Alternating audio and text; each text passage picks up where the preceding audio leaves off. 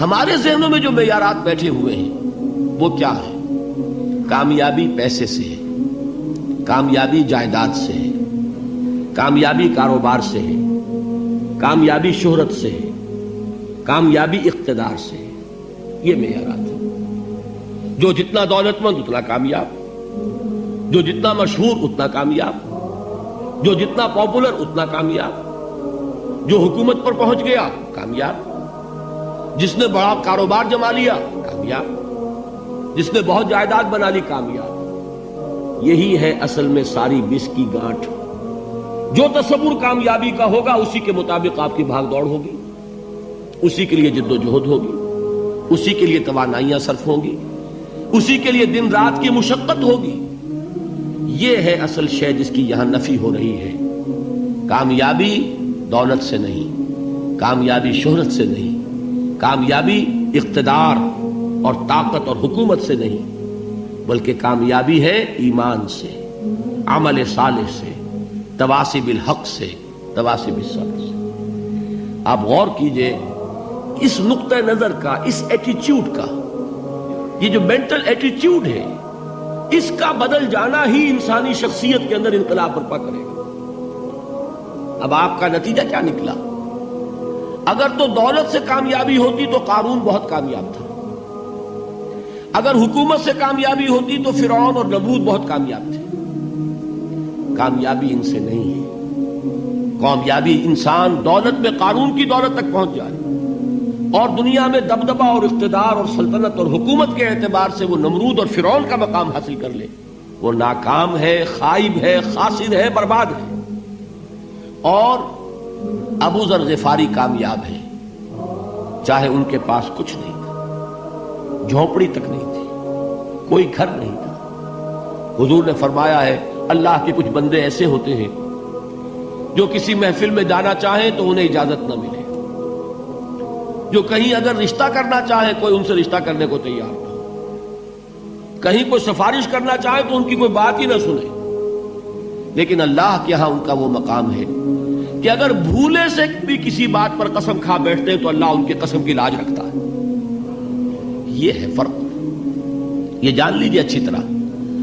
اس بات کا مان لینا آسان، اس پر سبحان اللہ کہنا آسان، لیکن اس کے مطابق آپ کے اپنے ذہن کا بدل جانا بہت مشکل. اس لیے کہ ہم متاثر ہوتے ہیں اپنے ماحول سے. وہ بڑا محل ہے، دیکھ کر ایک دفعہ جھجری آتی ہے، وہ بڑی سی 20 فٹ لمبی کار سناٹے کے ساتھ آپ کے پاس سے گزر گئی. ایک دفعہ اعصاب کے اندر ارتعاش ہوتا ہے، محسوس ہوتا ہے بڑے یہ نصیبے والے لوگ ہیں، بڑے خوش نصیب، بڑے کامیاب.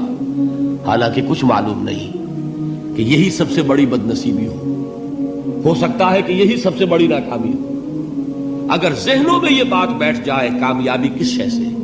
یہی وجہ دیکھیے قرآن مجید میں بارہا آپ دیکھیں اولئک هم المفلحون، یہ ہے لوگ کامیاب ہونے والے. آج یہ آپ نے نماز میں وہ آیات سنی، یا ایھا الذین آمنوا ارکعوا واسجدوا واعبدوا ربکم وافعلوا الخیر لعلکم تفلحون. اے ایمان والو، رکوع کرو، سجدہ کرو، اپنے رب کی پرستش اور بندگی کرو اور اچھے کام کرو تاکہ تم کامیاب ہو جاؤ. تو کامیابی کن چیزوں سے ہے؟ یہ ہے سب سے بڑا سبق. یہ ہمارے دل میں اگر بات بیٹھ جائے، ٹھک جائے، تو زندگی بدل جائے گی. صبح و شام بدل جائیں گے، نقشے بدل جائیں گے، بھاگ دوڑ کا رنگ بدل جائے گا، ویلیو سٹرکچر بدل جائے گا. آج وہ ایک چیز نہایت اہم نظر آ رہی ہے، کل نہایت غیر اہم نظر آئے گی. جیسے کہ حضور کی حدیث ہے مالی ولد دنیا، مجھے تمہاری اس دنیا سے کیا سروکار ہے. انما مثلی کراکب استظل تحت شجرۃ ثم راح فترکها، میری مثال تو اس سوار کی سی ہے جو تھوڑی دیر کے لیے ایک درخت کے سائے میں ٹھہرتا ہے سستانے کے لیے، پھر وہ اپنا راستہ لیتا ہے. اسے اس درخت سے مستقل تعلق اس کا نہیں ہے، وہ اس کا گھر نہیں، وہ اس کی منزل نہیں. اسی طرح یہ دنیا میرا گھر نہیں ہے. اب دیکھیے ہم کہتے ہیں انا للہ و انا الیہ راجعون، ہم تو مسافر ہیں، ہم اللہ کے پاس سے آئے، اللہ کی طرف ہمیں لوٹ جانا ہے.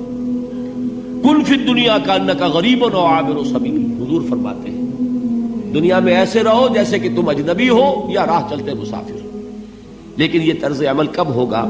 جبکہ یہ آیت ہمارے ذہنوں کے اندر بیٹھ گئی ہو، والعصر ان الانسان لفی خسر الا الذین آمنوا وعملوا الصالحات وتواصوا بالحق وتواصوا بالصبر۔ یہ ہے اصل بات جو میں نے عرض کیا تھا کہ میں بتاؤں گا صحابہ کیوں ایک دوسرے کو یاد دلاتے تھے۔ اس لیے کہ دیکھیے جیسے برف باری اگر ہو رہی ہو، آپ باہر نکلیں گے تو برف آپ کے کپڑوں پر جم جاتی ہے نا، تو آپ جھٹکتے ہیں کپڑوں کو تاکہ برف ہٹ جائے۔ ہمارے ایمان پر اس دنیا میں رہتے ہوئے جب ہم متاثر ہوتے ہیں ماحول سے تو گردہ آ جاتا ہے، برف پڑ جاتی ہے، اس کو جھٹکتے رہنے کی ضرورت ہے۔ اور وہ جھٹکنے کی بہترین اور مؤثر ترین شکل یہی ہے کہ یاد رکھو کامیابی ان چیزوں سے نہیں ہے۔ چمک دمک جو ہے دنیا کی، یہ ساری چمک دمک جو تمہیں رجھا رہی ہے، جو تمہیں اپنے اندر گم کیے ہوئے ہے، یہ لفظ گم پر اقبال کا وہ شعر یاد آ گیا کہ کافر کی یہ پہچان کے آفاق میں گم ہے، اور مومن کی یہ پہچان کے گم اس میں ہے آفاق۔ تم گم نہ ہو کر رہ جاؤ، اس میں مبہوت نہ ہو کر رہ جاؤ، مرعوب نہ ہو کر رہ جاؤ، دنیا ہی کی محبت تمہارے اوپر ڈیرے نہ ڈال دے، تمہارے دلوں کے اوپر مسلط نہ ہو جائے۔